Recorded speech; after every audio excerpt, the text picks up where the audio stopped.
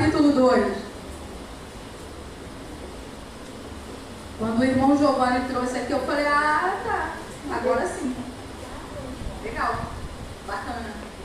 Eu nem lembro se ele sabia que eu ia pregar aqui, mas eu falei, ah, tá. Deus te poderia. Que bacana.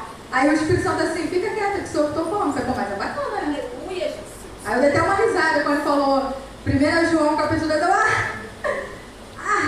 glória a Deus, louvado seja o nome do Senhor.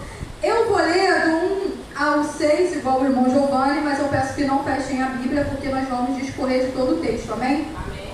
E diz assim a palavra do Senhor: Meus filhinhos, escrevo-lhes estas coisas para que vocês não pequem. E se porém alguém pecar, temos um intercessor junto ao Pai, Jesus Cristo, o justo.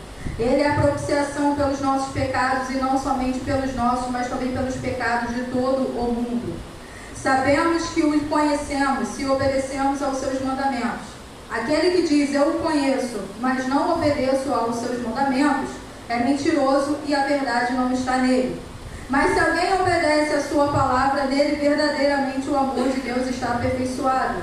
Desta forma sabemos que estamos nele. Aquele que afirma que permanece nele, deve andar como ele.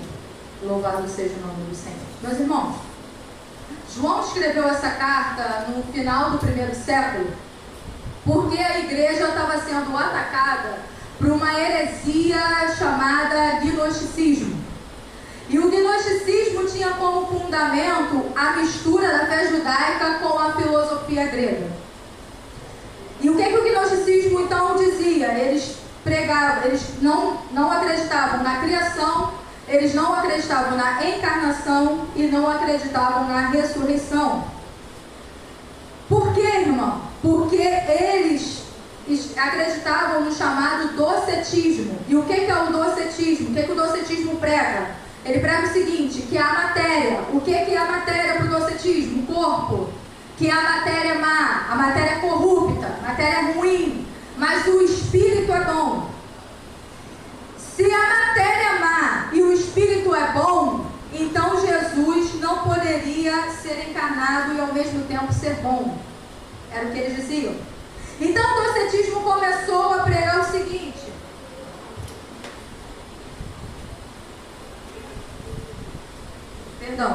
Eles começaram a distorcer o evangelho pregando o seguinte, que Cristo veio em Jesus no batismo e Cristo saiu de Jesus na crucificação. Ou seja, para eles, Cristo não podia nem ser Deus e nem ser homem ao mesmo tempo. João era um apóstolo totalmente apologético, assim como Paulo e assim como todos os outros. Então João ele começa a escrever as cartas, mas ele também escreve o evangelho para dizer o seguinte, aquele que nega que Jesus veio em carne, esse é o anticristo.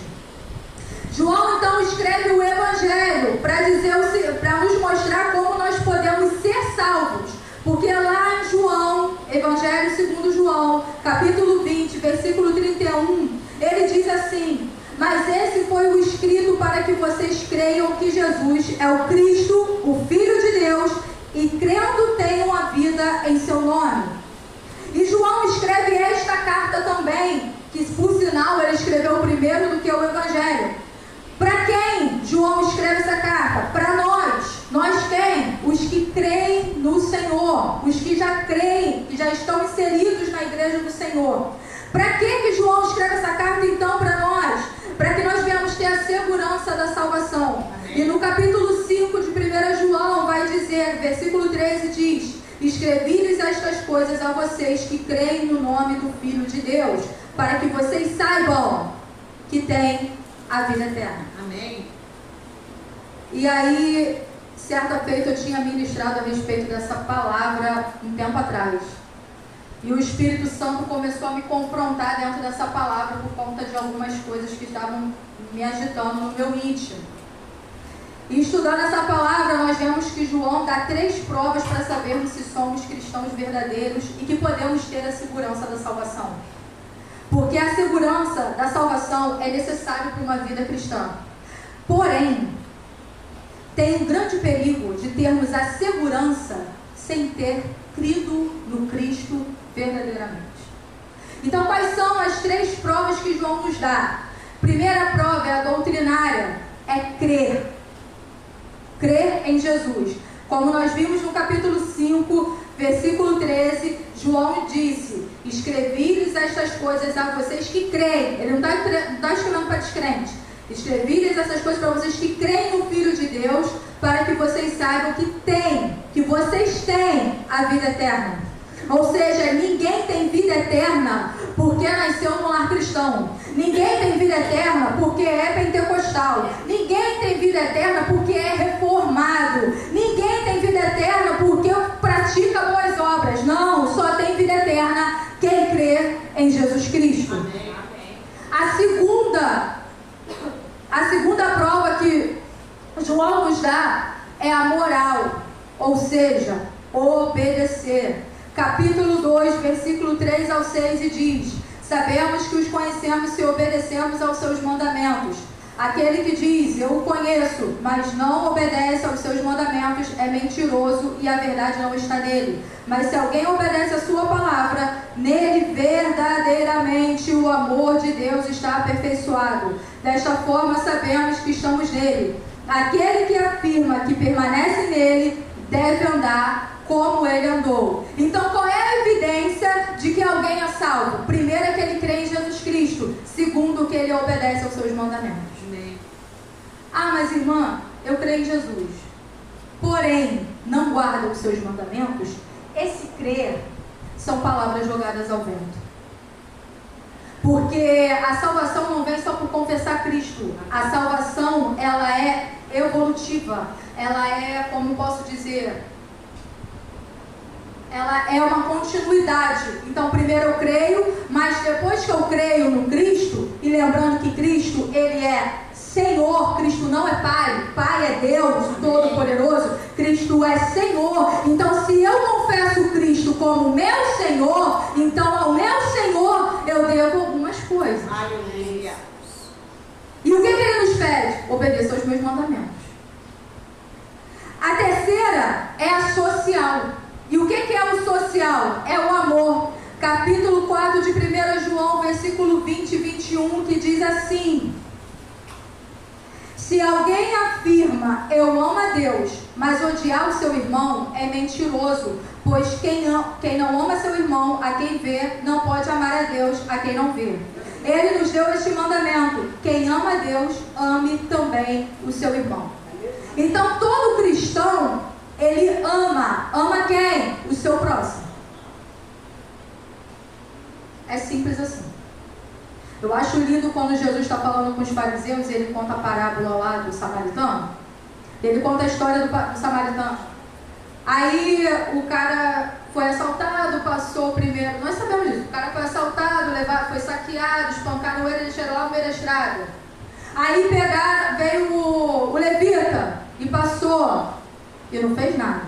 Aí veio o sacerdote e passou, não fez nada. Aí veio o samaritano. Aí o samaritano pega ele, cuida dele, leva ele para uma hospedaria, paga a hospedaria e fala assim: tudo que o cara precisar, pode botar na minha conta que eu vou vir aqui pagar. E aí o Senhor pergunta para os fariseus: quem é o próximo? Ah, é aquele que ajudou. É o próximo. É o próximo. É isso mesmo. É o outro. Não é você. Então, teve uma época aí que tinha uns crentes com uma blusa escrito ranço. Quem lembra disso, diga amém. É verdade. E eu não entendo esse negócio de crente dizer: eu tenho ranço de fulano. Eu não suporto fulano. Tem crente que bota nos status carinha feita, tô cheio de raiva. Meu irmão, a Bíblia diz: irei-vos, mas não pequeis. Então não existe esse negócio de que, eu não gosto de fulano, eu não suporto ciclano. A Bíblia está falando: se você não ama quem você vê, como é que você ama Deus? Deus é louco? Vamos lá. Aí capítulo 2, versículo 1 e 2, que diz: meus filhinhos, escrevo-lhes estas coisas para que vocês não pequem. Se porém alguém pecar, temos um intercessor junto ao Pai, Jesus Cristo, o justo. Ele é a propiciação pelos nossos pecados, e não somente pelos nossos, mas também pelos pecados de todo o mundo. João, ele escreve essa carta para crente, e a pergunta é: crente peca? Peca. Meu Senhor. Peca pra caramba. Mas crente deveria pecar? Não. Não deveria pecar. Então o nosso compromisso é de não pecar. Mas apesar de termos uma ordem para não pecar, nós pecamos. É por causa disso que nós necessitamos de um advogado. Quem é o nosso advogado? Jesus Cristo justo. E quais são as características desse advogado? Primeiro, ele é justo. Amém. Porque, como o irmão Giovanni falou aqui, hoje no plano humano, se tem advogados pecadores que defendem outros pecadores, advogados transgressores que defendem outros transgressores. Então, no plano humano, o advogado e o outro estão no mesmo patamar. Meu Senhor. Só que a diferença para Jesus é o seguinte: ele é o advogado, o justo. E por que ele é justo? Porque ele nunca pecou. E porque nunca se achou mentira em sua boca. A segunda característica desse advogado: a primeira é porque ele é justo, a segunda é porque ele é único. Advogado no grego significa chamado para estar ao lado de. Portanto, o advogado é alguém que acompanha você, que está do teu lado. Só que acontece que Jesus não foi chamado para estar do nosso lado. Ele foi chamado para estar no nosso lugar. Louvado seja Deus. Jesus, como nosso advogado, ele não veio ao mundo para dizer que nós somos inocentes. Por que um advogado humano, ele diz: o meu cliente é inocente? Mas Jesus, ele não diz que nós somos inocentes. Pelo contrário, ele vira para mim e fala assim: Suzana, você é culpada. Suzana, você é transgressora da lei. Suzana, você merecia a morte, Suzana. Mas olha só, Suzana, eu, o Cristo, o justo, vou morrer no teu lugar, eu vou ser réu. Você não vai sentar na cadeira do réu, Suzana. Quem vai sentar na cadeira do réu sou eu. Oh, bendito. Agora, vamos ser sinceros. Para ter um bom advogado é barato ou caro? É caro. É muito caro. Quanto que Jesus cobra para nos advogar? Meu Deus, olha aí. Nada. Meu Senhor. Espírito de Deus. Sabe por que ele não cobra nada? Porque todo o preço ele pagou com o sangue dele na cruz. Então ele não nos cobra nada. O dinheiro caro, suado, que a gente tem que pagar um advogado para ganhar uma causa, ele depositou todo o seu ouro precioso, lavado em sangue, para pagar a minha culpa, a tua culpa e a culpa da humanidade. A terceira característica desse advogado é que ele é eficaz no que faz. Ele é certeiro, ele não perde causa. Jesus não perde causa. Quando Deus nos perdoou, não é porque Deus fez vista grossa pra gente e fingiu: ih, vou fingir até que eu não vejo. Sabe mãe, quando o filho tá fazendo coisa errada e a mãe fala assim: vou fingir até que eu não vejo, senão eu vou bater? Deus não fez isso não. É porque Deus depositou a ira dele no filho. Amém, meu Deus. E Jesus bebeu esse cálice sozinho. Então, quando Cristo se fez pecado por nós na cruz, a lei dizia para ele: você merece a morte, porque o salário do pecado é a morte. A pergunta é: Jesus merecia a morte? Não. Só que ele pegou a minha culpa, a tua culpa e a culpa da humanidade inteira e depositou nele. E ele sofreu a morte. Então, irmãos, a finalidade dessa carta que João escreve é para nos mostrar que nós somos salvos. Só que agora nós vamos discorrer dessa carta. E ao longo da carta, João vai montando uma tese, toda equipada, toda capítulo, título por título, bem perfeita, para nos mostrar se de fato nós somos cristãos verdadeiros. Então, como ter a garantia que somos cristãos verdadeiros? Versículo 13 ao 6. Sabemos que os conhecemos se obedecemos aos seus mandamentos. Ninguém conhece a Deus se não obedeceu. Aquele que diz eu o conheço, mas não obedece os seus mandamentos é mentiroso, e a verdade não está nele. Mas se alguém obedece a sua palavra, nele verdadeiramente o amor de Deus está aperfeiçoado. Desta forma sabemos que estamos nele. Aquele que afirma que permanece nele deve, não é talvez. Meu Deus. Amém. Não é talvez. Ou daqui a pouco, ou de vez em quando. Não. João está sendo bem enfático. Deve é dever, é ordenância, é obrigação. Andar como ele andou. Então, a primeira garantia que nós somos cristãos verdadeiros é quando nós obedecemos. É a obediência. Então não existe esse negócio de que eu amo a Cristo e posta nos status versículos bíblicos maravilhosos e diz eu amo Jesus, mas não obedece. Meu Jesus. E nós precisamos entender isso. Porque o Deus Pai depositou a ira no Filho. E às vezes a gente confunde a trindade. Sabe por quê? Porque Deus é Deus Pai, o Todo-Poderoso, o Criador, e o amor provém dele. Amém. O amor provém dele. O Cristo, o Jesus, é o Filho amado, é a expressão do amor dele. Oh, aleluia. Aleluia. E aí nós pegamos o Evangelho e deturpamos o Evangelho dizendo, mas Jesus é amor. Jesus é amor. Não, meu querido. Jesus é a expressão do amor de Deus pela tua vida. E como é que Deus expressou o seu amor por nós? Isaías 53:10. E o Senhor se agradou em moer o seu filho.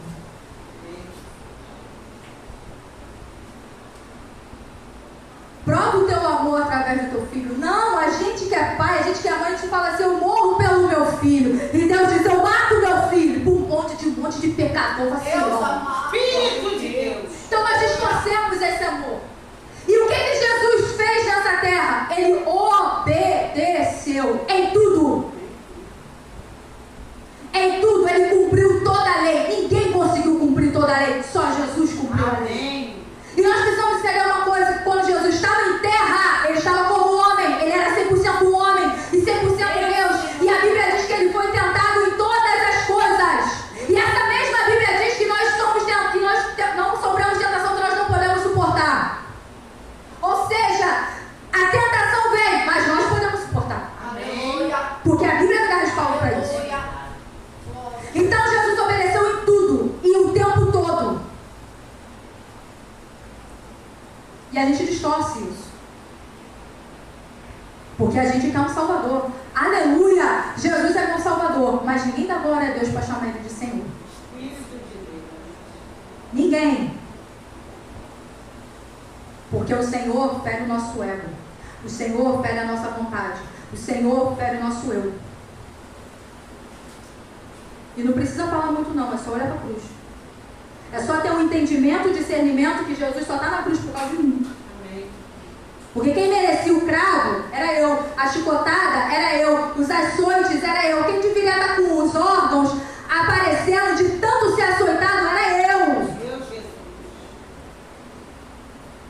Mas vamos continuar, versículo 9, versículo 11, diz assim: quem afirma estar na luz, mas odeia seu irmão, continua nas trevas. Quem ama seu irmão permanece na luz, e nele não há causa de tropeço. Mas quem odeia seu irmão está nas trevas e anda nas trevas, não sabe para onde vai, porque as trevas o cegaram. A segunda garantia de um cristão verdadeiro é porque ele ama. Porque se nós não amamos, estamos nas trevas, está falando aqui. Se nós não amamos, então ainda não fomos convertidos. Não dá para ser cristão e odiar alguém. Só que esse amor, e a gente precisa ter um entendimento, não é eu amar o Giovanni, que é meu marido e me ama. Não é eu amar o Miguel Horta, que são meus filhos. Que recompensa isso tem? Foi o que Jesus falou. É eu amar quem fala mal de mim. É eu amar aquele que eu sei que podia estar salvo, mas está transgredindo a lei porque quer. É eu amar aquele que não tem compaixão de ninguém. É eu amar aquele que me faz mal, que me ofende.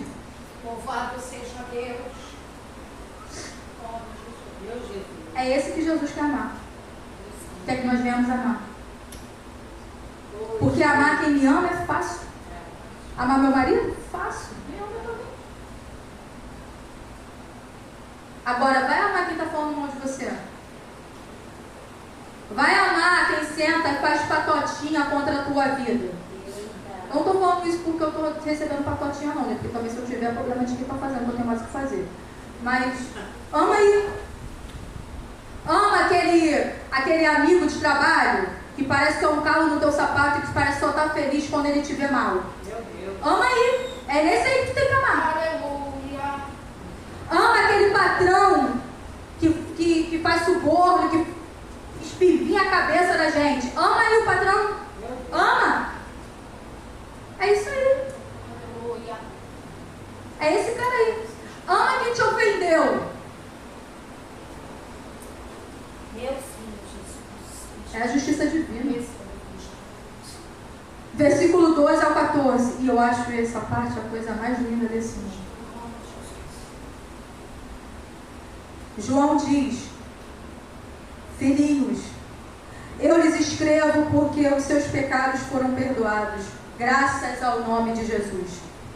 Pais, eu lhes escrevo porque vocês conhecem aquele que é desde o princípio. Jovens, eu lhes escrevo porque venceram o maligno. Pais, eu lhes escrevi porque vocês conhecem aquele que é desde o princípio. Jovens, eu lhes escrevi porque vocês são fortes e em vocês a palavra de Deus permanece e vocês venceram o maligno. Isso é uma realidade ao nosso respeito. João não está dizendo, talvez vocês venceram o maligno, talvez vocês o conhecem. Não, João está dizendo, vocês o conhecem. Aleluia. Vocês venceram o maligno. Louvado seja Deus. Amém. Isso aqui é uma palavra de encorajamento. Só que muitas das vezes nós não cremos.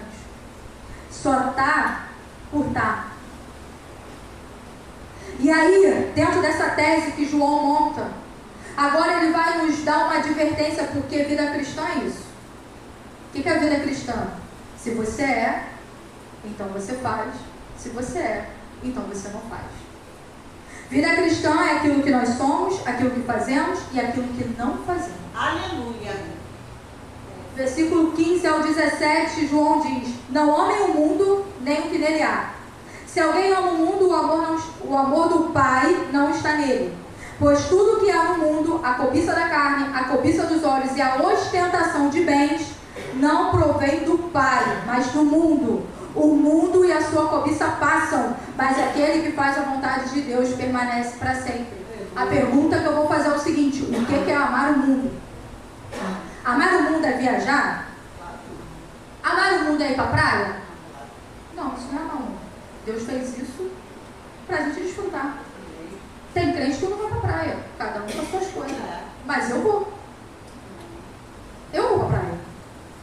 Em janeiro eu fui para a praia, mas glória a Deus. Louvado seja o nome do Senhor. E carnaval, Suzana? Fui para a praia também. Fui para a praia. Fui para a praia no carnaval. Só que eu estava na praia. Eu não estava no bloco, eu estava na praia. Amém. Com a minha família. Então isso não é amar o mundo. O mundo que João está falando aqui é um sistema. E o propósito do sistema é tirar de nós os valores de Deus e colocar outro no lugar. Para dizer o seguinte assim: isso não tem problema não. Isso não tem problema não. Isso é normal. Cara, isso não é pecado não, cara. Isso é balela. Pode fazer. O que o mundo nos oferece é aquilo que satisfaz aos nossos olhos, que atende aos nossos desejos e à nossa carne. Aí eu lembro de Eva. Vamos lá em Gênesis 1, rapidinho. Gênesis 3, perdão.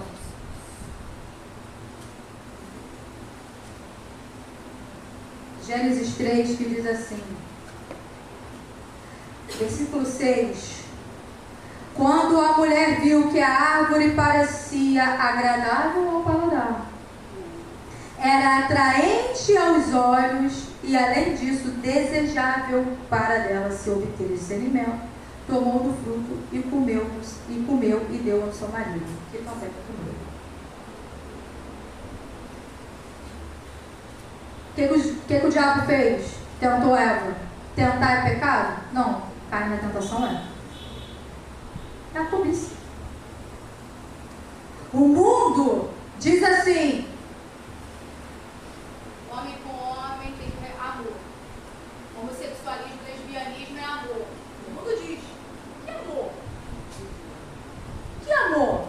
Que expressão de amor é essa que o mundo oferece? Porque falar de amor é uma coisa linda. Falar de amor é uma coisa belíssima. Quem não ama? Mas que amor é esse?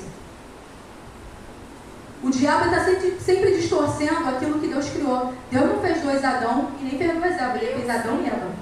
Aleluia. Deus, quando olhou para Adão, ele olhou para Adão e falou: não é bom que o homem viva só, vou fazer uma companheira.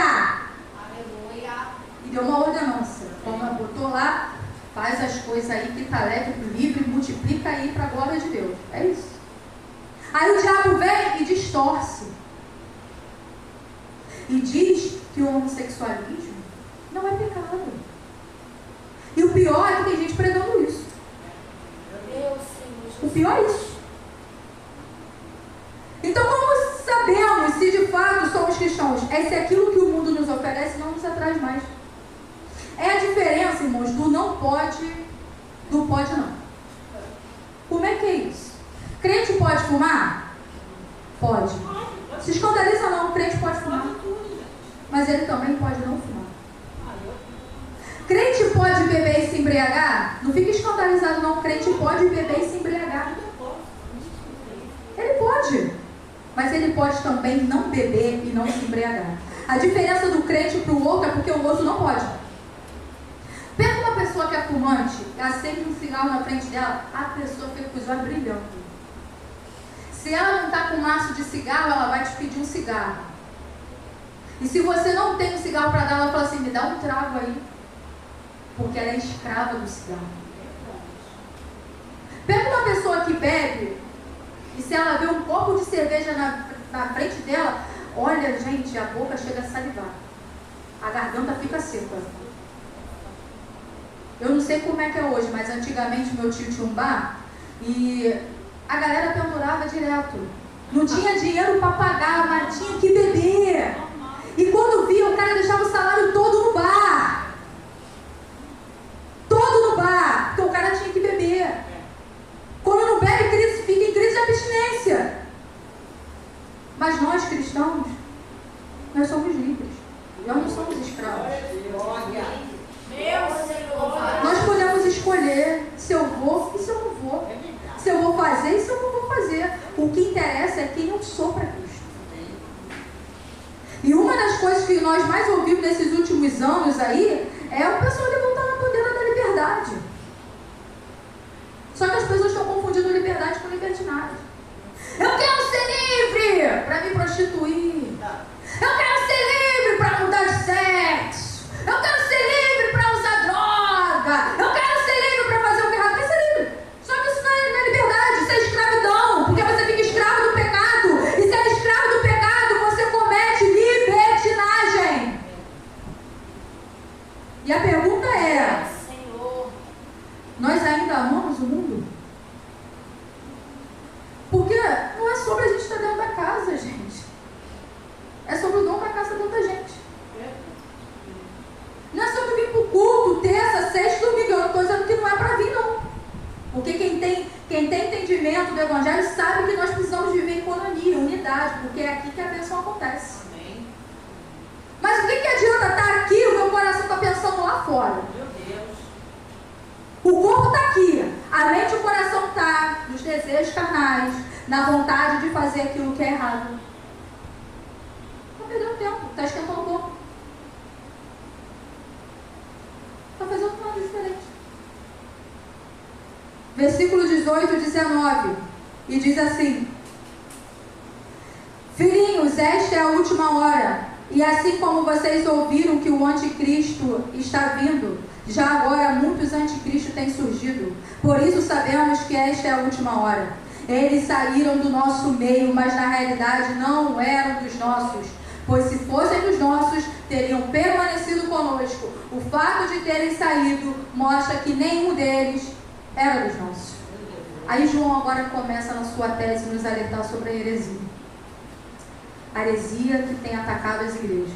E agora ele vai fazer uma distinção do quem é herege e de quem não é, de um crente verdadeiro. Aí sabe aquela pessoa que até certo tempo estava congregando, estava na igreja, professava sua fé, pregava a palavra, mas de repente, no fluxo, numa nuvem, sei lá, passou um raio, um relâmpago, a cabeça da pessoa mudou. E aquilo que ela professava, agora ela nega. E aquilo que ela dizia que ela acreditava, agora ela diz que não acredita mais. A pergunta é, essa pessoa é salva? Não. Ah, mas eu creio em Jesus. Não, você não é salvo, meu querido. Ser membro de igreja não significa ser salvo. Receber o batismo do Espírito Santo também não significa ser salvo. Fazer parte da escola bíblica não significa ser salvo. Não significa. E aí a heresia está entrando. E é interessante que a heresia não vem de fora para dentro, não, vem de dentro para fora. E não fique escandalizado com o que eu vou falar, não. Depois de Jesus, o maior teólogo de todos os tempos, de geração a geração, de séculos e séculos, não é Paulo, é o diabo. O diabo conhece a Bíblia de Gênesis e Apocalipse. O diabo, ele trabalha dentro da palavra, porque ele tentou Jesus na palavra, e ele, quando falou com Eva, ele distorceu exatamente aquilo que Deus tinha falado para ela, mas usando as mesmas palavras. E aí, quando o nosso coração está altivo, quando a nossa soberba está elevada, que a gente sabe, acha que já sabe tudo de Bíblia, o diabo vem. Meu Deus. E ele começa a trabalhar na nossa mente. Meu Senhor da glória. E aí ele começa a distorcer aquilo que Deus nos deu. Por sua graça. Porque ter a palavra de Deus é graça. É misericórdia. Louvado seja. Mas glória a Jesus. Versículo 20 e 21. Vai dizer assim, João: mas vocês têm uma unção que procede do santo, e todos vocês têm conhecimento. Não lhes escrevo porque não conhecem a verdade, mas porque vocês a conhecem, e porque nenhuma mentira procede da verdade. Qual era o problema dos gnósticos naquela tempo? É que eles negavam o filho. Por que eles negavam o filho? Porque eles não acreditavam na encarnação. Mas, irmã, eu não sou gnóstica. Então tá tranquilo. A pergunta que eu vou fazer é o seguinte: como é que a gente nega Cristo hoje? Não obedecendo. Não obedecendo. João capítulo 14, versículo 21, o Senhor diz: quem tem meus mandamentos e lhes obedece, esse é o que me ama. Eu acho lindo que Jesus está falando com os doutores da lei lá em Mateus capítulo, se eu não me engano, 21. Lá em Mateus 21, e ele vai contar a parábola dos dois filhos. E aí o pai vira para o primeiro filho e fala assim: filho, vai lá trabalhar na vinha. Aí o filho fala assim: ah, pai, não vou não. Mas aí de repente ele decidiu e foi. Ele vira para o segundo filho e fala assim: filho, vai lá trabalhar na vinha. Vou, pai, vou trabalhar lá na vinha. Meu Deus. Mas o segundo não vai. E aí a pergunta é: o que fica? Quem fez a vontade do pai? O que disse que não ia, mas foi? Ou o que falou que ia e não foi? Oh, Jesus. Deus não está nem um pouco preocupado com aquilo que nós falamos. Porque tudo que nós falamos é responsabilidade nossa. Não é de Deus. Tudo que nós professamos com a nossa língua é responsabilidade nossa. Não é de Deus. Mas Ele está preocupado com aquilo que nós fazemos. Versículo 23 e 24. Perdão, 22 e 23. Quem é mentiroso senão aquele que nega Jesus, que Jesus é o Cristo? Este é o anticristo. Aquele que nega o Pai e o Filho. Todo o que nega o Filho também não tem o Pai. Quem confessa publicamente o Filho tem o Pai.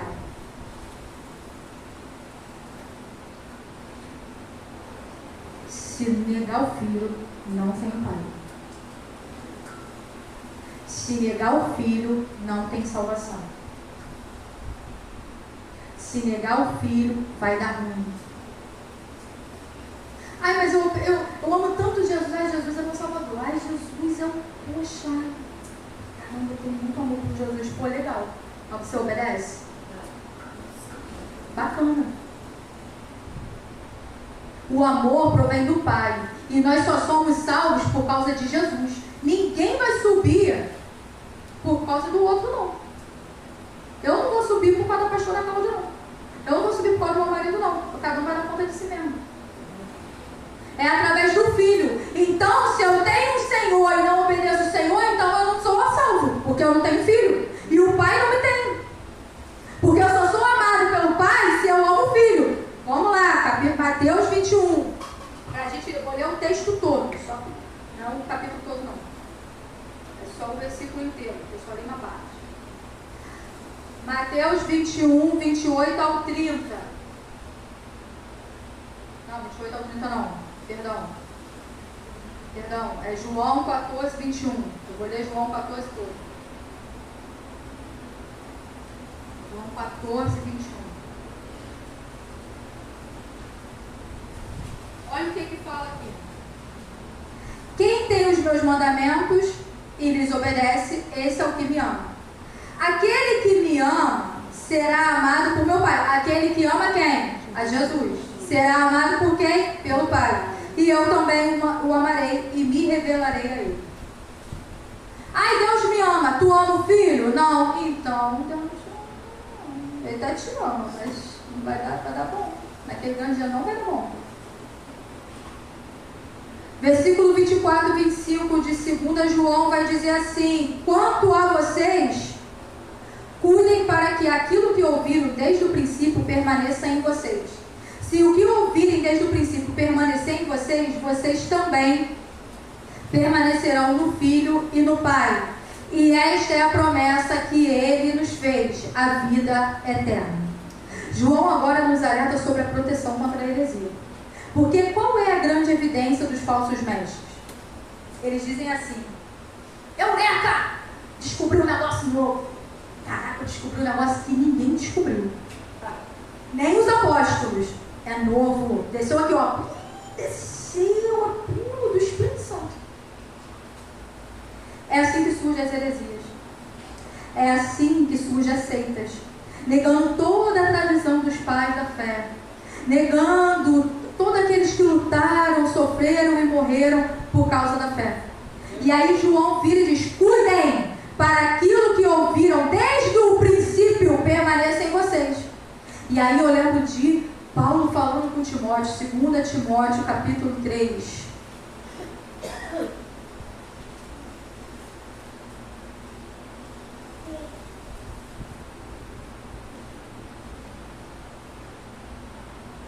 Segunda Timóteo capítulo 3 vai dizer assim. Só achar.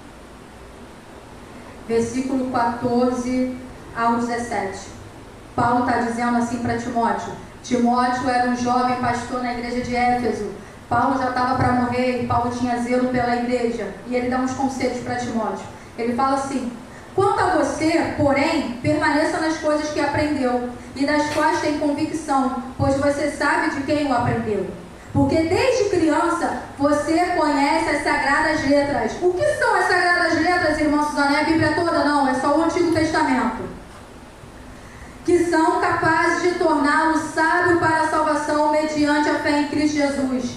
Toda a Escritura é inspirada por Deus e útil para o ensino, para a repreensão, para a correção e para a instrução na justiça, para que o homem de Deus seja apto e plenamente preparado para toda boa obra. Só que antes de Paulo falar isso para Timóteo, vamos lá, capítulo 3, 2 Timóteo, versículo 1. Saiba disto, eu vou falar na minha linguagem. Saiba disto, Timóteo, nos últimos dias sobrevirão tempos terríveis. Os homens serão egoístas, avarentos, presunçosos, arrogantes, blasfêmios, desobedientes aos pais, ingratos, ímpios, sem amor pela família, irreconciliáveis, caluniadores, sem domínio próprio, cruéis, inimigos do bem, traidores,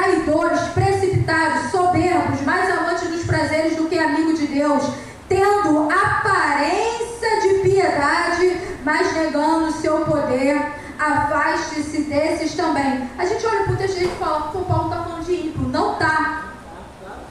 Paulo está falando de crente. Paulo está falando de heresia que entra na igreja, e é isso que acontece. Paulo, lá na sua carta em Gálatas, capítulo 1, ele vai dizer, se vier um anjo pregar um evangelho que não seja o de Cristo, seja esse anátema. Quem é o anjo que prega o evangelho que não é de Cristo? O diabo. Ele era o anjo.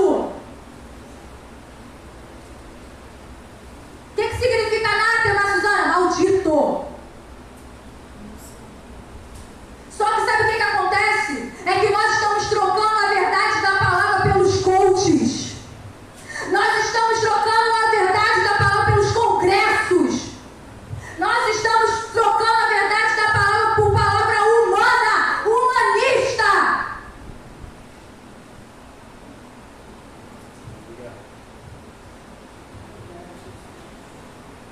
A gente gosta de ouvir assim, você é um aprimorado de Jesus.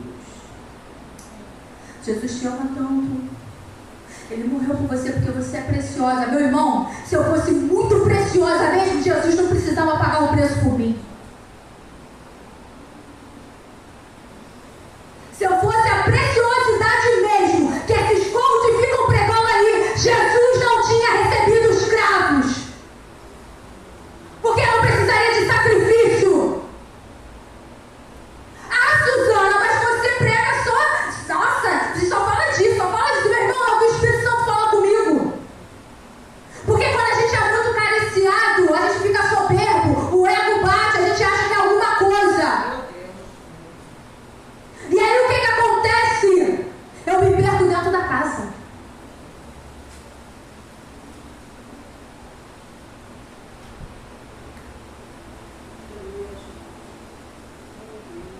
Ele é o advogado, ele está advogando. Só que a gente parou de ter temor na Bíblia. A gente usa a Bíblia, pega só os versículos que nos interessam.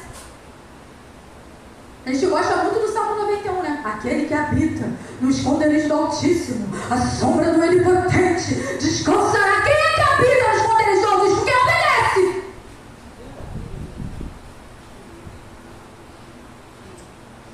Quando você não obedece, não habita no esconderijo do Altíssimo. O que acontece na sua vida é misericórdia. O que acontece na minha vida é misericórdia. Nós estamos trocando a verdade de Deus por qualquer coisa que mexa com o nosso ego. E a gente gosta de ouvir assim, nos púlpitos: ah, eu te amo. Ah, minha preciosa. Jesus sofreu tanto por... É o tempo todo isso.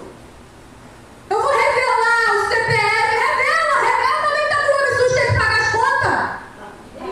Isso não revela. Ah, eu vou revelar ex-que-te-digo. Estão trocando a palavra de Deus por um ex-que-te-digo. Ex-que-te-digo, se o Senhor vai te dar um casamento, irmão, casamento é responsabilidade própria. Você escolhe teu cônjuge. Aí depois acontece, se envolve com gente que não tem que se envolver, depois vem pra igreja e fala assim: ei, pastor, foi Deus que me deu. Não, você escolheu. Louvado seja o teu nome. Pega essas crianças aqui, Miguel e Arthur, meus filhos. A responsabilidade de injetar Cristo neles é minha e do Giovanni, não é da pastora. Doutrina eles têm que aprender em casa. A Bíblia diz: ensine o caminho que a criança deve andar. Ensine, tá falando com pai e mãe. Mas aí a gente não ensina em casa e quer que pastor doutrine na igreja. O pastor só complementa o que já está aprendendo em casa. E tá tudo bem. E tá tudo tranquilo. Tá tudo lá. Tá top. Gente que se apega a cargo. Mas fulana, você não foi levantado ainda? Mas fulano, meu irmão, Judas morreu apóstolo e perdeu a salvação apóstolo. Deus. Ele era apóstolo. Nem existe mais apóstolo. O pessoal ainda fica se titulando apóstolo.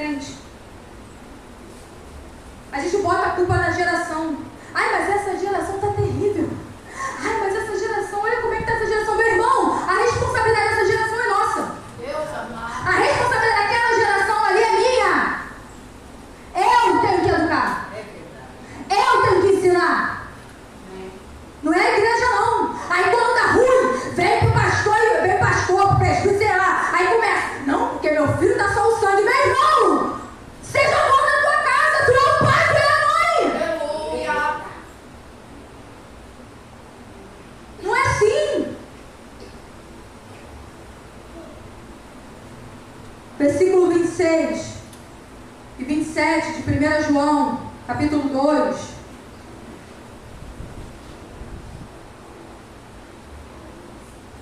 João vai dizer: escrevo-lhes estas coisas a respeito daquele que os querem enganar. Quanto a vocês, a unção que receberam dele permanece em vocês, e não precisam que alguém os ensine. A palavra tem que permanecer dentro do teu coração, e você não precisa que alguém fique te ensinando o tempo todo. Escola bíblica para ensinar, o pastor está aqui para aconselhar, mas a palavra está aqui, você tem ela na mão, e você pode colocar ela no teu coração, porque isso não é o papel do pastor, da missionária, do presbítero, do diácono, não, isso é papel individual. E não precisa que alguém os ensine, mas com a unção dele recebida, que é verdadeira e não falsa, os ensina acerca de todas as coisas, permaneçam nele, como ele os ensinou. Portanto, meus irmãos, não dá ouvido para os mercadores da fé, não, em nome de Jesus. Permaneça na palavra. Aleluia. Eu sei que tem hora que a gente quer uma palavra de conforto. A nossa alma está gritando. Mas repreensão também é palavra de conforto. Porque a tua alma está pecando. Creia em Cristo. Obedeça a Cristo. Ama o próximo. Permaneça na fé. Para de ficar colocando pregadorzinho, coach na internet. Ai, porque eu vou ouvir fulano. Ai, porque eu quero ver um congresso tal. Pode ver o congresso, tudo bem, mas tem discernimento. O que a palavra diz? Se tinha alguém que Deus tinha que pegar no colo e acalentar, é Jesus Cristo. Meu Deus.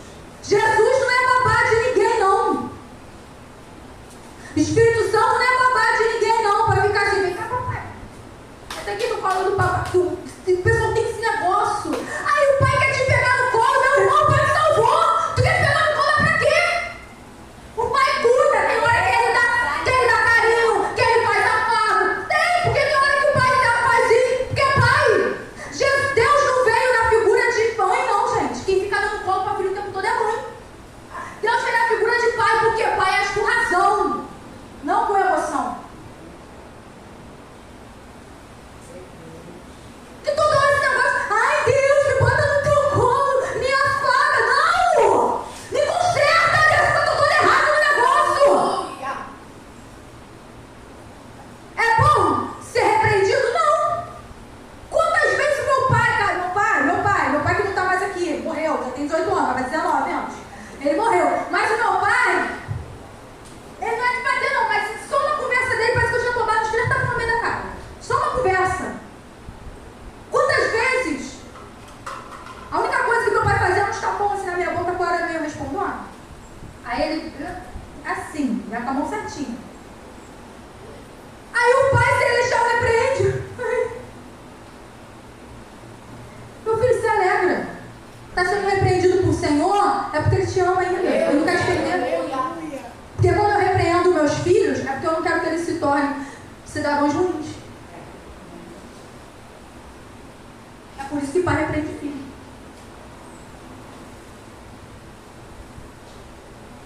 E aí, nós perdemos o temor. Porque a geração desses coaches, desses jovens pregadores de hoje, faz uma figura de Deus como se Deus fosse muito mal no Antigo Testamento e se converteu depois de Jesus Cristo veio. Mas Deus era muito ruim no Antigo Testamento. Pô, olha aí, mandava os outros guerrear. Mas já ouvi de alguns pregadores isso, gente. Pelo amor de Deus. E a graça. E os 40 anos no deserto, não tem um pouco se converter. Se converte aí. Se converte aí, se converteu, morreu. Aí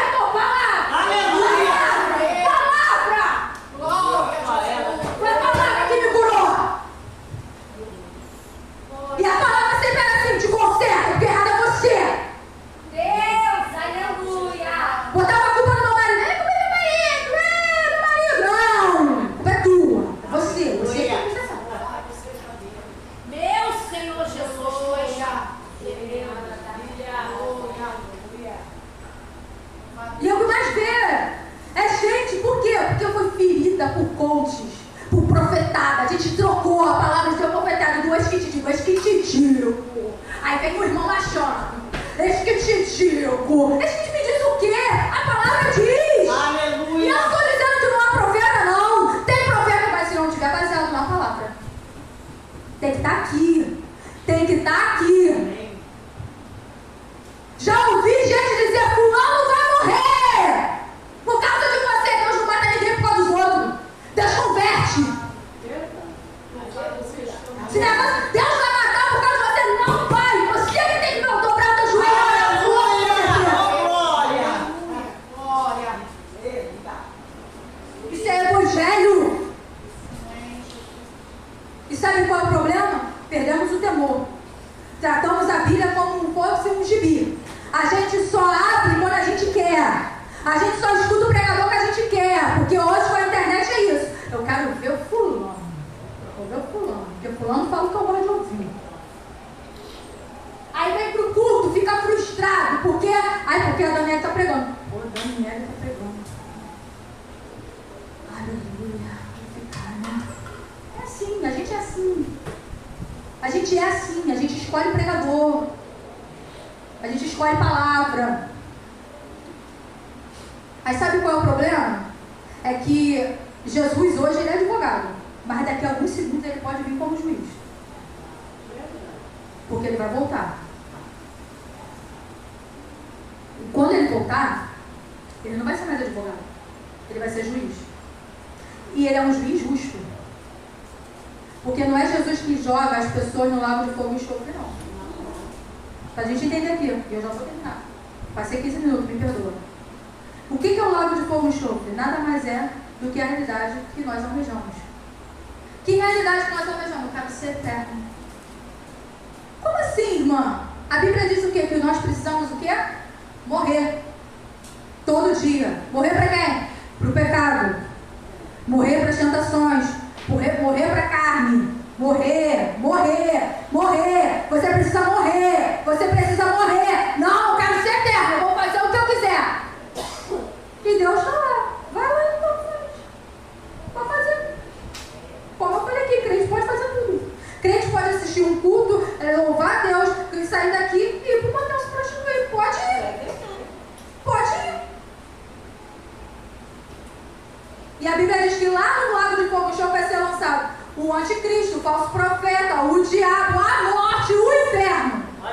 E todos aqueles que não estão escritos no livro da vida. E vai ter o que lá? Choro e ranger de dente.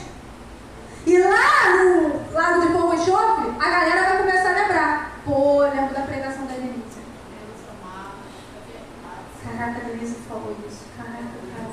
E lá no lago de fogo e enxofre, eles vão pedir para morrer. Meu Deus. Mas você não quis morrer em vida, meu querido. Agora tu vai passar eternamente, espiritualmente, sofrendo no lago de fogo e enxofre. Então, o que é o lago de fogo e enxofre? A realidade para que eles escolheram viver longe da presença de Deus.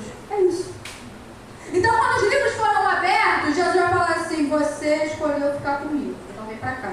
Você escolheu ficar longe de Deus, então vai pro lado do fogo e enxofre. É isso. Não é que Deus vai falar assim: você é um transgressor, porque transgressor todo mundo é, meu filho. Todo mundo peca. Ele só vai dizer assim: escolheu, morreu, em vida morreu. Tá aqui, morreu. E aqui deu uma escorregada, mas depois voltou, né? Morreu. Agora você vai ter vida eterna. E você, viveu. E lá, vários pagodinhos, várias drogas, prostituição. Tava maneiro? Tava gostoso? Agora você vai morrer eternamente. É isso. Tem vida eterna por outro lado. Só que uma tem vida, a outra é morte eterna, é sofrimento. Meu Senhor Jesus, Senhor que estamos desculpa. Então Deus, ele não é ruim. Ele nunca foi ruim. Ele é bom. Ele é tão bom que ele deu o filho dele para morrer por mim. Que não vale nada. Que não sou alecrim dourado de Jesus. Não sou, gente. Não sou. Vou falar algo aqui, particular. Domingo eu e minha família não viemos pro culto. Por quê? Discuti com meu marido por condição, o homem trabalhou. A crente. Aí eu, entre o culto, não vou pro culto, vou esperar ele, porque olha só, isso da Bíblia, que a Bíblia diz que eu tenho que me concentrar com o meu irmão para depois eu dar minha oferta. Tudo errado!